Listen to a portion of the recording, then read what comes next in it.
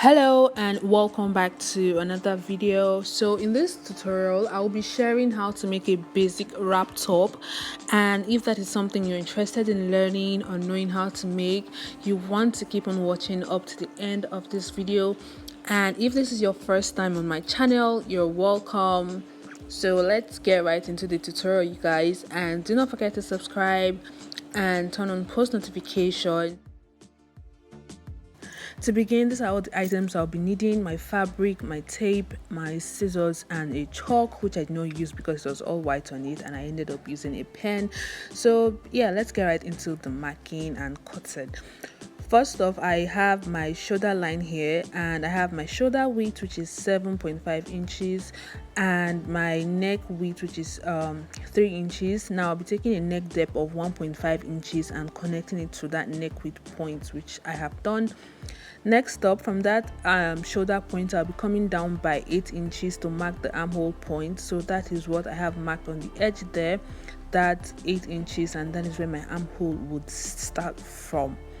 Then I'll be taking a quarter of my bust measurement as well as a quarter of my waist measurement, ensuring to add 1.5 inches to it because I don't want it to be too tight.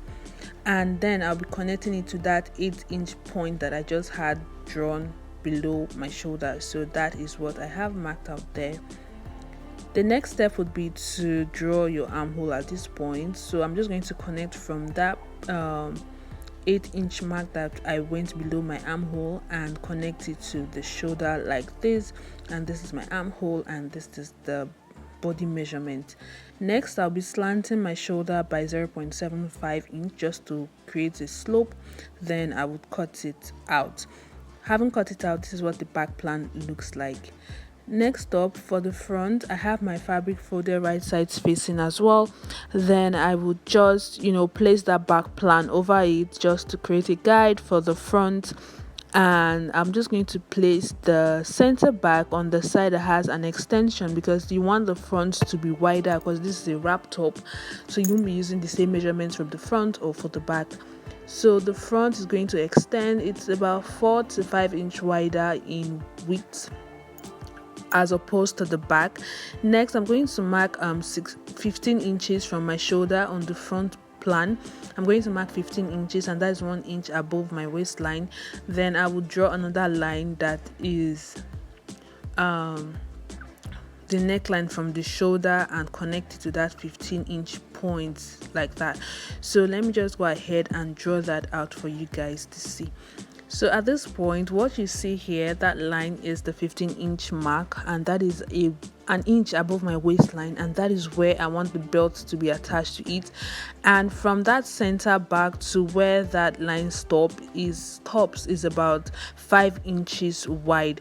So the front part and the area where I marked 15 inches about 5 inches wider as opposed to the back.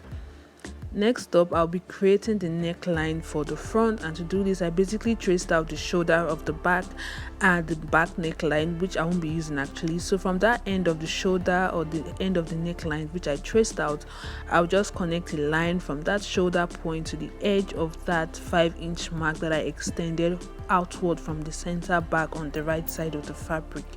So you can see that this is what the neckline looks like at this point for the front. This is where you have the liberty to make the neck as wide or as narrow as you want. If you don't want to expose too much skin, you have to be careful not to over deepen that front neckline. And I'm going to cut out the front plan at this point, cutting all the way around to that extension and down the slope neckline. And this is what I have for my back piece. And for my front piece, do note that I have 2 individual pieces where I have one whole piece for my back. So this is what my patterns are looking like at this point. So when I open up each front piece and place it over, when I open up each front piece and place it over the other one, you can see that it's already coming together. So do note that the steeper you go or the lower you go, the deeper your neckline, so you want to put that into consideration. Then I cut out a belt that's about 8 inches wide and 32 inches long. So this is going to be the belt that will wrap around the waist area. Then I basically curved out the edge just to give it like a curved look, but you can make it pointy, straight, or whatever shape you desire. Moving over to the sleeve, I cut a sleeve that is about 29.5 inches long, and that is because I wanted to have puffs around the wrist area. I do not want it to be tight or fitted, as opposed to my normal sleeve length that is 24 inches. I cut out 29.5 inch. Then the wrist area is wider, a lot wider than my normal wrist circumference. I added about 2.5 inches to my arm circumference and just cut it down straight with, as opposed to like giving it a slant, as though I was slanting a fitted sleeve or creating a slitted sleeve along that area. So you can see that from the top of the sleeve, that's at the pits area, to the bottom where the wrist would sit, it is straight and not slant, as opposed to cutting out a fitted sleeve. So these are all my patterns laid out here, my belts, my fabric, and I cut out toners or interfacings. I think they're called interfacings. I cut out interfacings of camera, and that is my back interfacing, and this big one here is my front interfacing. It's wider on this bottom edge because of that area where we'll be attaching the belt, hence why that is wide, and that's for the back. Then my main fabric, my front, my back pieces. Next up, I'll be joining my shoulders together to begin, and when I have joined the shoulders together, this is what it looks like. You can see that the shoulders are joined together. Then I would place them right sides facing, the front and the back, and I'm going to be joining the sides by 1/2 inch. So on one side, I won't be joining the entire side of that part. I would basically leave an opening, and on the other side I'll be stitching from top to bottom. So what I'll be doing on this part here is that I'll be sew from that mark spot all the way to the top, and from the other mark spot all the way to the bottom, ensuring that I leave about 2 inches opening for the belt. So I'm just going to go through that and show you what it looks like. So I haven't joined the sides together. You can see that this side is completely closed, while the other side has a little opening here where the belt would pass through. Then I attach the belt to either side of the front, and this is what it's looking like at this point. The next step would be to join the interfacings together, the back and the front. So you're just basically joining the shoulder along the shoulder, basically the same way you did for the main fabric. So I'm just going to run a stitch along that shoulder and a stitch along the other shoulder like that. Haven't done that. This is what it's looking like at this point.